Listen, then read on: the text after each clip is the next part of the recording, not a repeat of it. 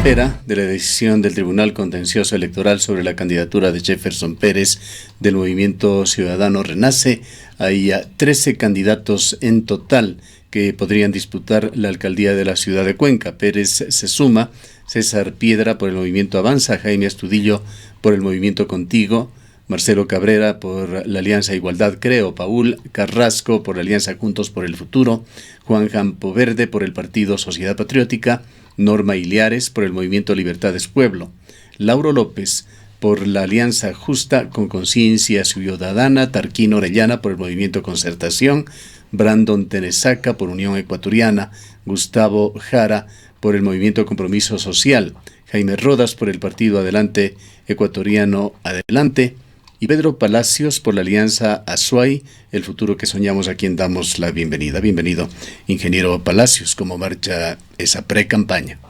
Muy buenos días, Gustavo, Rosana. Un saludo para usted y todos quienes nos escuchan y ven a través de este prestigioso medio de comunicación. Bueno, realmente una pre-campaña, por ponerle entre comillas. Estamos muy contentos por todo lo que se ha venido haciendo a lo largo de prácticamente un año. No es un tema de días o de semanas.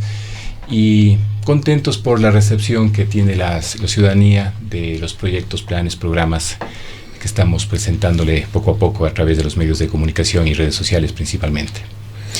¿Cuáles son los principales lineamientos del programa de ustedes? Si puede resumirlo en un eslogan o en pocas palabras, ¿cuál es la propuesta que su movimiento Alianza Azuay y el futuro que soñamos, que está conformado por también los movimientos Ecuatoriano Unido y Democracia, sí proponen a la ciudad? Es correcto, así es, son las listas 420 y bueno, estamos diciéndolo con fuerza. Todo el plan es algo complejo en resumirlo en un lineamiento básico, porque tenemos 5 ejes bastante desarrollados y aparte de eso 3 transversales que se suman. Sin embargo, si podríamos resumir todo lo que estamos haciendo es en una planificación de la ciudad. Para nosotros es fundamental la planificación de la ciudad. Cualquier dólar, cualquier clavo, cualquier tornillo que se invierta tiene que ser determinado dentro de una planificación para que sea sustentable en el tiempo y para que definitivamente sea una inversión para los ciudadanos y no un gasto. Entonces creemos que la planificación es la base fundamental de cualquier actividad que nosotros podamos hacer. Vemos en su hoja de vida que usted es ingeniero industrial por la Universidad Católica de Cuenca y tiene una maestría en el prestigioso Instituto Centroamericano de Administración de Empresas, INCAE. ¿Cómo considera usted estos atributos de la parte formal de su educación pueden contribuir para convertirle en un buen alcalde? Bueno, hemos tenido la fortuna de tener unos grandes periodos de formación académica, 3 maestrías, 3 diplomados y 2 carreras universitarias. Y eso lo único que estamos haciendo es ponerlo al servicio de la ciudadanía, nada más. Pero no solamente la formación es importante, porque recordemos la historia, ha existido muchas personas con formación en grandes instituciones, grandes universidades que al momento de estar en la contienda o en su defecto en la administración pública han hecho desastres definitivamente por sus pueblos. Queremos complementar más bien la formación que hemos podido tener con la experiencia administrativa de más de 26 años. Y creemos que de alguna forma esa amalgama de formación y de experiencia está al servicio hoy en día de la ciudadanía. Ponemos de manifiesto para que los ciudadanos de Cuenca puedan en su momento juzgar, observar, criticar y elegir, porque al final del día el ciudadano en marzo elegirá cuál será el grupo de personas que estará al frente de la ciudad de Cuenca. ¿Qué edad tiene usted, ingeniero? 43 años. ¿En qué momento usted se puso a pensar en la posibilidad de competir electoralmente para convertirse en alcalde de Cuenca? Bueno, este año realmente la posibilidad de competir como un precandidato, luego un candidato formal como ahora. Sin embargo, esto viene ya desde un año y medio atrás, donde decidimos, luego de las elecciones anteriores presidenciales y de asambleísta, también hacer algo por nuestra querida ciudad. Se escuchaban algunos nombres en ese momento y nombres que realmente se repetían, gente que nuevamente está 10, 15, 20, 25 años viviendo de la política, y nos dijimos, ¿por qué no dar un paso al frente? ¿Por qué no realmente ser propositivos y formar un movimiento local? De hecho, nosotros, Nueva Generación, lo estuvimos conformando, recogimos firmas, no nos alcanzó el tiempo. Sin embargo, hemos logrado hacer acuerdos y alianzas precisamente con estos movimientos nacionales 420, y es donde nos permite decir con solidez y con firmeza que nosotros venimos trabajando de más de un año en estos planes, programas y proyectos. Precisamente el día sábado anterior fue un año que dimos la primera entrevista indicando cuáles son nuestros ejes, indicando hacia dónde queremos que vaya la ciudad, y nos hemos venido manteniendo durante este tiempo precisamente con las mismas propuestas. Ciertamente se han venido nutriendo cada vez que vamos conversando con diferentes sectores, diferentes ciudadanos, porque la construcción de la política pública no puede ser desde un escritorio, de una oficina, de una administración, sea cual fuese, tiene que ser realmente en territorio con los ciudadanos y los diferentes actores. Entonces, a lo largo de este año hemos venido construyendo temas bastante interesantes, pero en conjunción con los ciudadanos. Hoy todos, o casi todos, hay algunas excepciones, se declaran anticorreístas y declaran haber combatido a un gobierno que se muestra ya de cuerpo entero con todas las barbaridades que se hicieron en la década pasada. ¿En dónde estaba Pedro Palacios durante la década correísta? Bueno, yo estuve viviendo fuera del país. Yo durante el año 2009 al 2014 estuve radicando en Perú, y precisamente cuando regresaba acá al país veía la diferencia en muchos aspectos entre Perú y Ecuador, y era realmente diametralmente opuesto la estabilidad económica, la estabilidad jurídica, la estabilidad laboral entre un país y otro. Ciertamente que Perú tiene sus retos propios. Sin embargo, lo que yo puedo ver del país vecino es que por lo menos la estabilidad, insisto, para el empresario, para el ciudadano, para el trabajador, es bastante de largo plazo.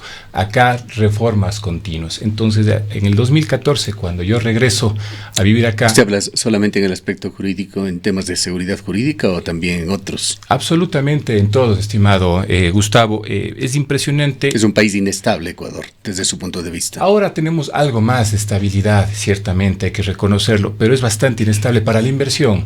Un ejemplo muy chiquito, si usted me permite: cuando yo me fui a vivir allá en el 2009, de hecho antes del proyecto en el cual yo estaba, 2008, la empresa, la industria que se estaba emplazando allá estaba al final de la avenida industrial de ese sector.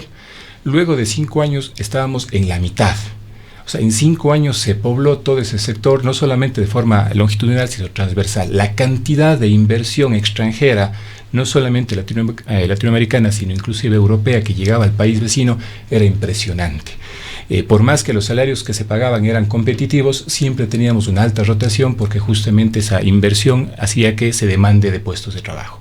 Acá, en cambio, era todo lo contrario. Parque Industrial sigue en el mismo emplazamiento de hace 40 años. Mismo emplazamiento, en algunos casos reducción. No ha habido ninguna nueva industria realmente de peso importante que se ha creado. Es más, algunas industrias han tenido que reducir su tamaño de operación, y estamos viendo hoy en día que una de las importantes insignias de nuestra ciudad, por decisiones, yo digo, políticas locales e incluso nacionales, se está trasladando a la provincia vecina. Entonces, esa comparación que me permitía hacer mis viajes constantes decidió que debamos hacer algo, ¿no? No solamente quejarnos, no solamente estar preocupados sin hacer nada, sino dar un paso al frente. Y es por eso que en el 2014, como decía, cuando llego, yo sí empecé a hacer un poco de activismo personal, apoyando en su momento como un ciudadano más a la oposición, pero buscando realmente días mejores para nuestros ciudadanos, en este caso para mí, mi familia, mis hijos, porque es impresionante cómo se ha despilfarrado el dinero a todo nivel.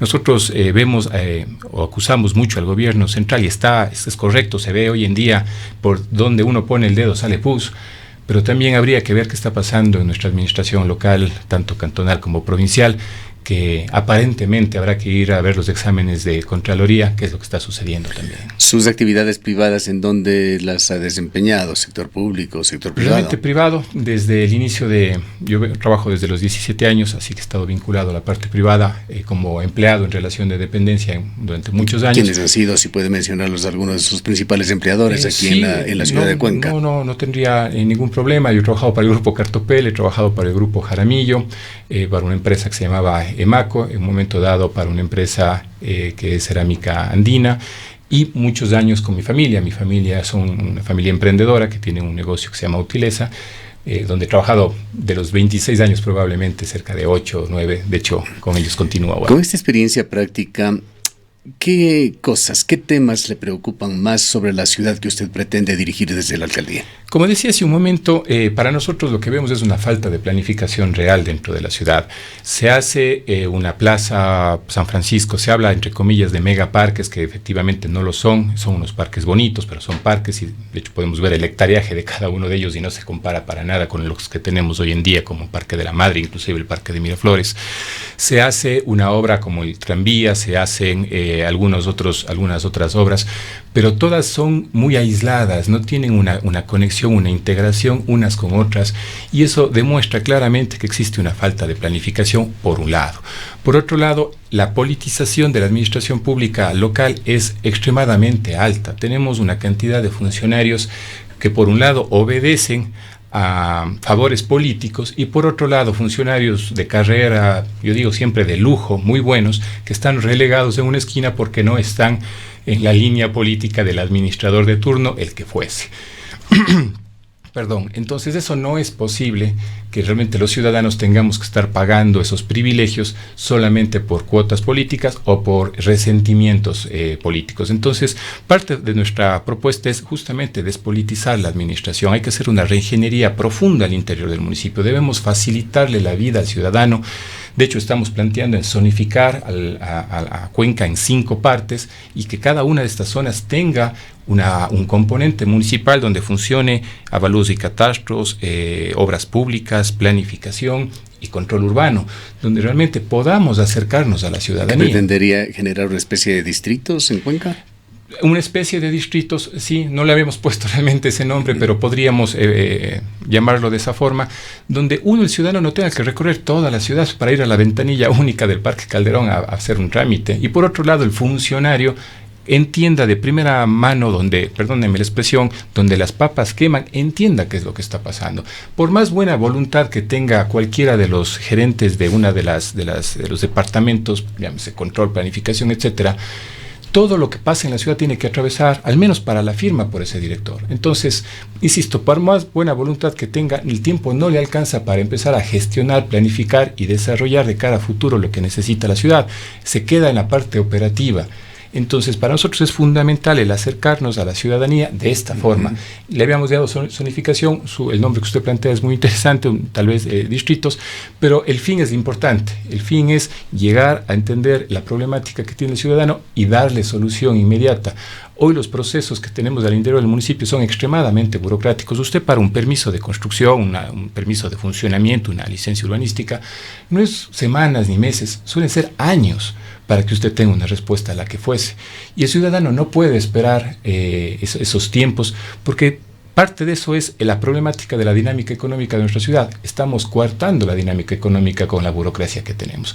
Esto es parte de lo que también estamos proponiendo a la ciudadanía desde hace, insisto, un año atrás, en modernizar definitivamente el aparato burocrático y lo que significa la reingeniería de procesos al interior. En la época de León Febres Cordero, estamos hablando de los años 80, en el país se habló mucho de reducir el tamaño del Estado, de optimizar el funcionamiento del Estado. Fue la corriente que se seguía en varios países latinoamericanos. Ecuador no fue la excepción, y esto trascendía de alguna manera a los municipios. En esa época se empezó a hablar mucho y se generaron proyectos para crear una ventanilla única en los gobiernos seccionales, en este caso el municipio de Cuenca, pero nos hemos quedado siempre lejos de estos objetivos. ¿Cómo optimizar al municipio de Cuenca? ¿De qué manera cree usted deberían funcionar las cosas para quitar toda la complejidad que los ciudadanos tienen que enfrentar para cualquier tipo de trámite? Bueno, por mi formación y experiencia puedo indicar que realmente no es difícil hacerlo, solamente hay que tener la voluntad, pero no voluntad política, sino la voluntad administrativa y la firmeza de hacerlo. Como digo, en mi experiencia se tienen que revisar los procesos que normalmente son transversales, en este caso en el municipio, no son procesos de departamento, son procesos transversales donde está, por ejemplo, planificación y control. Cuando uno va a sacar un permiso, no necesariamente están en el área de control.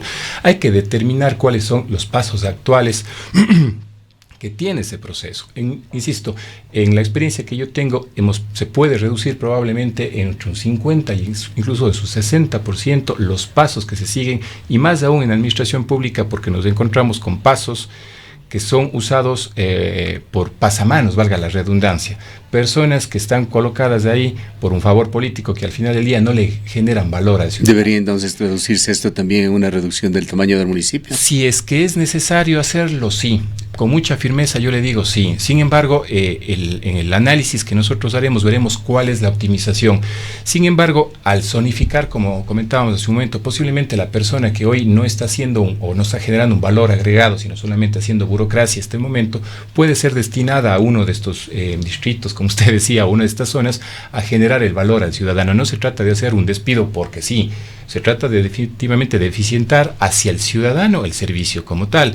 Aparentemente sí tendría que haber una reducción, y yo sí le digo, así como hay funcionarios de lujo que hay que rescatarlos, que tienen que empezar a tener su importancia al interior de la municipalidad, hay muchos que realmente no hacen nada, y esas personas tendrán que dar un paso al costado y ser felices en otro lado, pero no pueden complicarle la vida al ciudadano. Estamos cansados de que realmente nos traten mal, seamos maltratados por muchos funcionarios. ¿Cuál es su opinión sobre los tributos, impuestos, tasas que tienen que pagar los ciudadanos? Ante esta pregunta, recientemente Tarquín Orellana, otro de los candidatos de la alcaldía, señaló por lo menos 10 impuestos y tasas que tienen que pagar los cuencanos, sin contar en esto las denominadas contribuciones especiales. Bueno, es una locura lo que tenemos los ciudadanos aquí en Cuenca a nivel de tributos. Y eso parte desde un origen fundamental, porque hay que ver un diagnóstico, nuevamente, de la alta carga de gasto corriente que tiene la administración. Qué pena no tener información, por más que uno expulga en las páginas del municipio, no es una información totalmente cierta, pero se habla de cada $100, entre 60 y 70 dólares se van al gasto corriente. Salarios, viáticos, movilizaciones, combustibles, aceites, carros, camionetas que están paradas a veces hasta semanas sin que nadie las use, pero al final del día las pagamos. Cuando en otros municipios, no hablemos de fuera, de aquí mismo del Ecuador, al revés, se habla de que 9, 10, 11 dólares de cada 100 van al gasto corriente y la diferencia a inversión. Entonces, claro, el día de mañana se quiere hacer una obra y ese 30%, por decirle de esta forma, que nos sobra del presupuesto para inversión, no alcanza. Entonces, ¿qué toca? Préstamos, endeudarse cada vez más. No es que sea malo, pero yo creo que sí podemos hacer eficientes hacia el interior.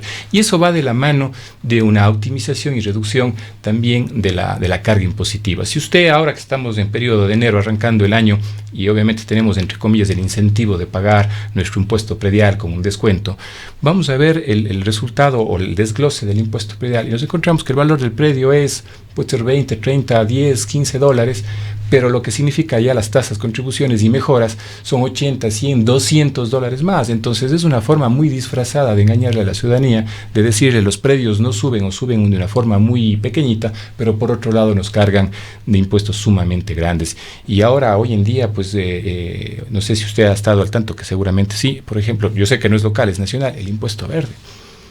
Casi se duplica, triplica del 2018 al 2019. O sea, la ineficiencia de las administraciones locales, provinciales e incluso nacionales, al final del día las tenemos que terminar pagando los ciudadanos. Y eso es porque lamentablemente son los políticos que están al frente y no personas con capacidad de gestión y administrativa. Todos somos políticos de alguna manera, tal vez me exprese mal, los politiqueros son los que están al frente de la administración local, provincial y nacional. Andrés Peñafiel, su binomio para la prefectura, si es que así podemos referirnos, ¿sí? Lo dijo o nos dijo en este medio de comunicación, realmente no lo hizo en el micrófono, lo hizo tras terminar la entrevista que habíamos mantenido hace muy pocos días con él, de que estaba trabajando en un plan para en la prefectura derogar la tasa solidaria. ¿Tiene usted propuestas similares en lo que se refiere al municipio? Sí, justamente estamos evaluando y revisando, como digo, la información que se tiene es escasa, es lamentable, no se puede tener información de primera mano y eso es lo terrible. ¿Dónde está la transparencia que los ciudadanos debemos conocer? Ciertamente nosotros estamos evaluando justamente la parte de la revisión vehicular, es fundamental, o sea, por un tema incluso de medio ambiente, pero una vez más, tengo entendido, esto solamente lo digo como un rumor, por favor, hasta ahí llega, de que tiene que haber un incremento nuevamente para este año en ese valor, pero no lo están tomando la decisión por ahora por un tema justamente político. Hace un momento en la nota anterior se hablaba también del valor del pasaje, que el señor alcalde dice que todavía no tiene una idea y tampoco del subsidio, cosa más rara si es que estamos a pocas semanas de que empiece a funcionar el tranvía, y no lo hacen por un tema político. Realmente las decisiones que se deben tomar en la ciudad no deben ser decisiones clientelales y políticas, porque me da o me quita votos. Las decisiones que se tienen que tomar en la ciudad es por el beneficio de los ciudadanos, no solamente de hoy, sino pensando también en las nuevas generaciones, estimado Gustavo. Una eventual descalificación a Jefferson Pérez, que está dentro de las posibilidades, pues se encuentra impugnado y tiene que enfrentar 3 impugnaciones que en breve lo debe resolver el Tribunal Contencioso Electoral. ¿A quién o a quiénes beneficiaría?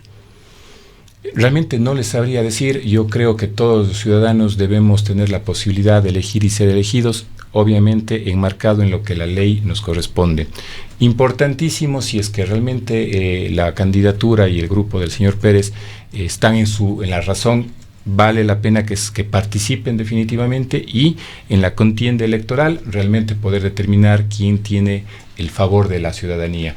Si es que es una argucia legal, pues me parece que no sería lo correcto, por un lado. Y por otro lado, más bien, si es que los términos legales sí son los correctos, bueno, todos tenemos que cumplir la ley, absolutamente todos. Así que yo creo que a quien le perjudica o beneficia el resultado de esto va a ser el mismo, nada más.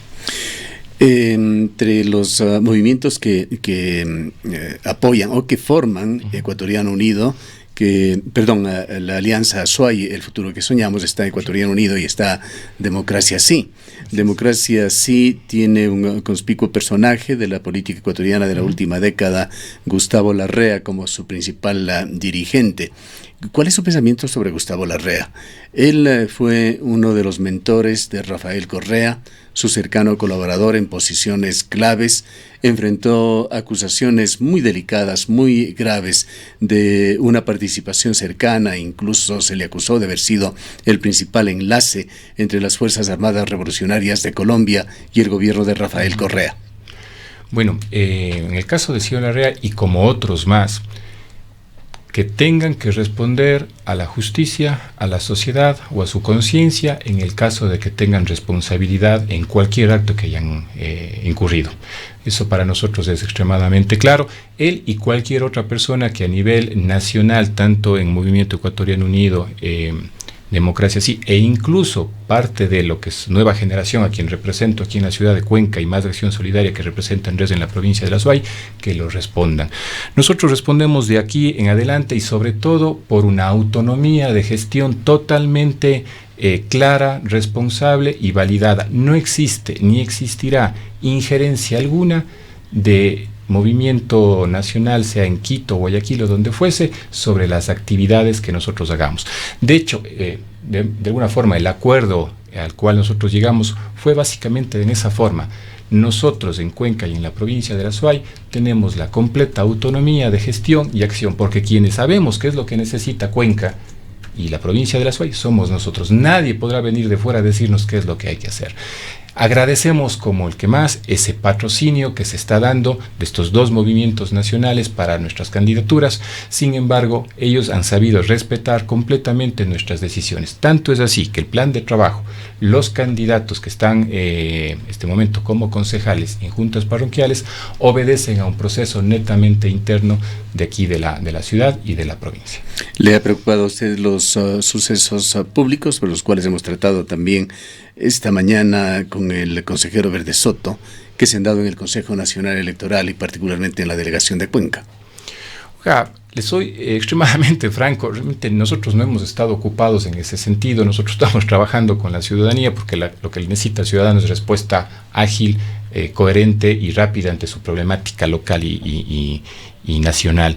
Sin embargo, ciertamente que genera suspicacia, genera incertidumbre de cómo es que se está manejando y si es que realmente existe o no una transparencia al interior del Consejo Nacional Electoral.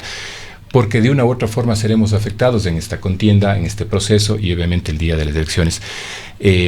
Habrá que esperar que realmente el señor José Astudillo pueda manifestar, pero de una forma abierta y completa, cuáles han sido los inconvenientes que él ha tenido y la razón fundamental. Se habla de un proceso, de un ingreso, de una autorización de última hora, pero al final del día él mismo indica un comunicado que sí responde a los tiempos correctos. Entonces habría que esperar realmente que él pueda manifestarse de una forma, insisto, completa para que los ciudadanos conozcamos y por un lado, pues los que estamos en este tema de participación de elección, pedir, solicitar que existan las garantías necesarias para que este proceso sea totalmente transparente. ¿Cuál es la opinión suya y de su movimiento con respecto a la minería en la provincia de la SUAY? Ningunas miles de toneladas de oro podrán comprar un vaso de agua. Así de sencillo. Nosotros no podemos, a pretexto de que existe una ingente cantidad de recursos económicos para la ciudad o para el país, destruir nuestras fuentes de agua. No vaya a ser que el día de mañana tengamos que refundar, de aquí estamos a un par de añitos de tener los 200 años de fundación,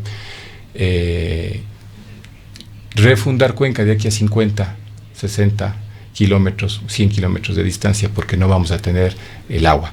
Nosotros estamos totalmente en contra de cualquier acción que complique las fuentes de agua. Protegeremos en derecho todo lo que sea necesario, entendiendo que es una competencia realmente nacional a través del Ministerio de Petróleos, el asunto de concesiones. Sin embargo, el uso de suelo y por otro lado, la decisión política local sí la podemos tener para defenderla. Si nos toca pasar de la parte de derecho al hecho y hacer fuerza de hecho con la ciudadanía para defender el recurso natural, lo haremos. Pero no podemos permitir que algo tan importante que es la vida, porque el agua es vida, sea tocado o sea tomado de una forma muy ligera y específicamente por temas económicos. ¿Cómo está financiando su campaña, ingeniero Palacios? Excelente pregunta. Hasta el día de hoy no hemos podido financiar la campaña en el sentido de que estamos esperando que el Consejo Nacional Electoral nos entregue los valores, los montos. Se habla que es un 30% del valor máximo de uso de fondos. En el caso para el alcalde de Cuenca está alrededor de $93,000, de los cuales 30%, es decir, algo más de $30,000 vendrá del Consejo Nacional Electoral.